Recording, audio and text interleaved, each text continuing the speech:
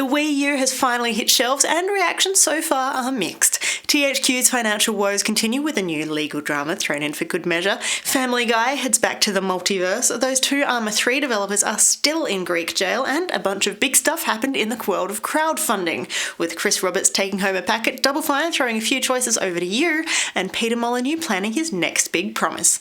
A soccer fan has been hired based on his love of Football Manager, and we get blindsided by the latest DLC for Borderlands 2, which is more than a little explosive.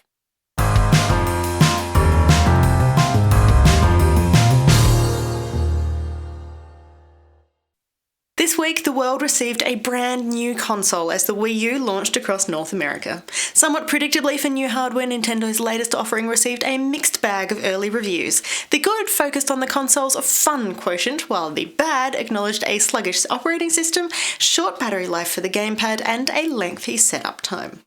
One main complaint about the console focused on its unresponsive nature, something that Nintendo itself had acknowledged with the release of a Day 1 patch. With early reports putting the update at a massive 5 gigabytes, others reported that it was just a fifth of that, but it was still a sizable download that was required to bring the console up to scratch.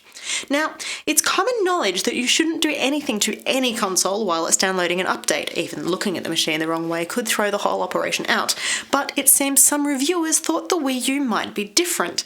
Quitting the brand new update partway through has allegedly bricked several brand new consoles, which is why many fans suggest leaving the hardware to do its thing overnight while you catch up on some beauty sleep before a big day's gaming. And of course, the games are exactly why you should be buying a new console. Early reports have put Zombie U squarely at the top of the must-buy list, and it's easy to see why. The new one from Ubisoft combines everybody's favourite undead enemies with a scroll theme that makes the best of the new hardware. London is famous for a lot. Tower Bridge, Buckingham Palace, and now, zombies. The undead horde will tear anyone apart. Unless they use this, the ultimate zombie survival toolkit. Another interesting tidbit about the Wii U is that Nintendo is using the new hardware to explore a new type of age verification. Younger gamers who sign up to the online Nintendo network are required to have a parent or guardian pay a 50-cent fee via credit card as verification that Junior really does have permission to access online content.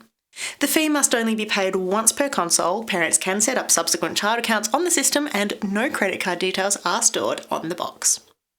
In other news, THQ has also been splashed all over the headlines this week as the publisher's financial woes continue. Executive Vice President and Chief Financial Officer Paul Pacino resigned this week as THQ enters into a forbearance agreement with US bank Wells Fargo. This means the company is protected from legal action until January 15th, 2013. Hopefully, this will be enough time for THQ to chase up some sponsor negotiations and pay off a bunch of defaulted loans. However, the company is also unexpectedly in court over another matter as an Arizona tattoo artist files a lawsuit over the use of a tattoo he created. Chris Escobedo designed a large lion running up the torso of UFC fighter Carlos Condit, which THQ artists lovingly created when Condit was included as a playable character in UFC Undisputed 3. Now, turns out, under American law, paying for a tattoo is simply buying a license to display someone's design on your body. As Condit didn't get a signed release from Mr. Escobedo, the artwork belongs to the artist, and this particular artist did not give consent to be included in a game.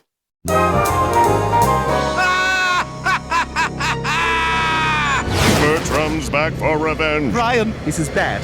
And he's called in his minions. Now Stewie and Brian must go.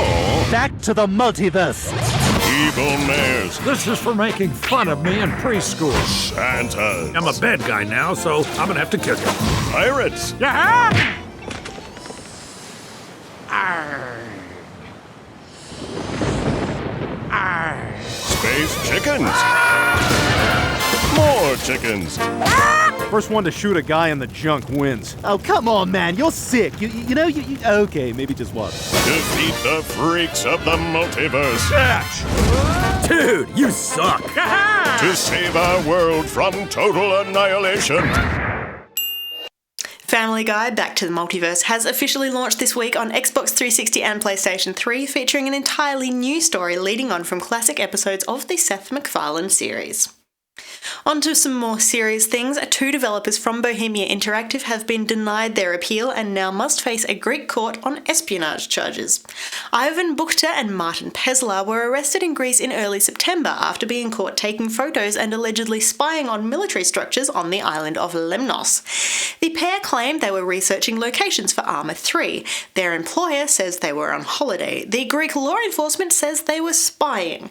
Regardless of what actually happened, Bukta and Peslar have been in custody for 70 days and currently face up to 20 years in prison. Their lawyers are currently planning a second appeal. And quickly now, the crowdfunding efforts for Star Citizen, the new space-based adventure proposed by Wing Commander developer Chris Roberts, has officially surpassed $5.5 million thanks to a combination of Kickstarter and Roberts' own self-published efforts.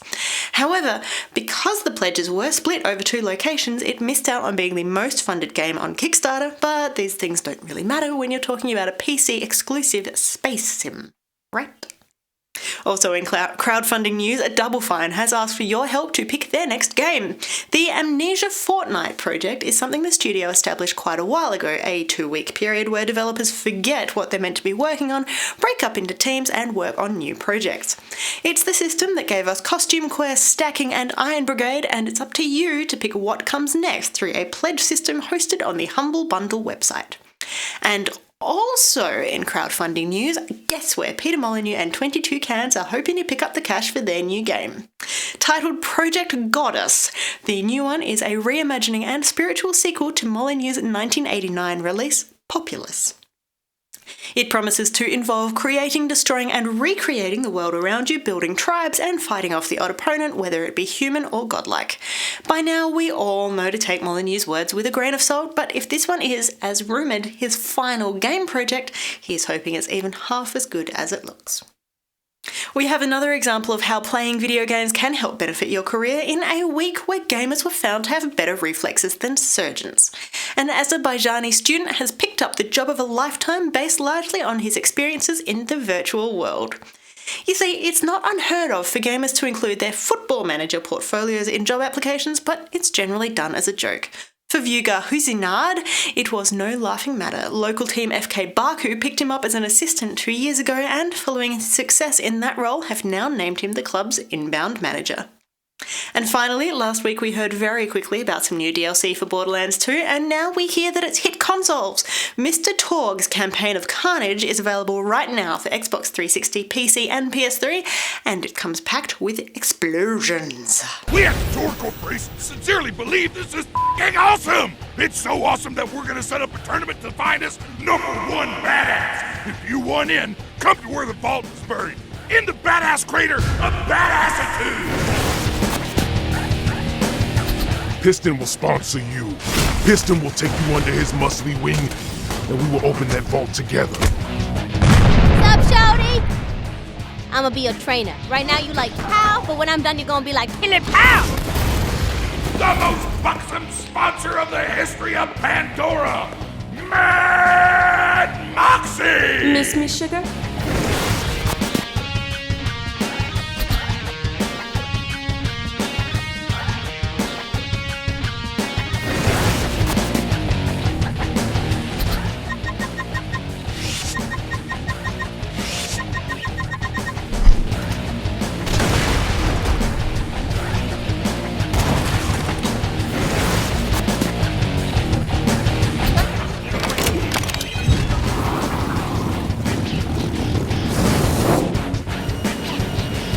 Gonna kill you and make sandwiches out of your corpse.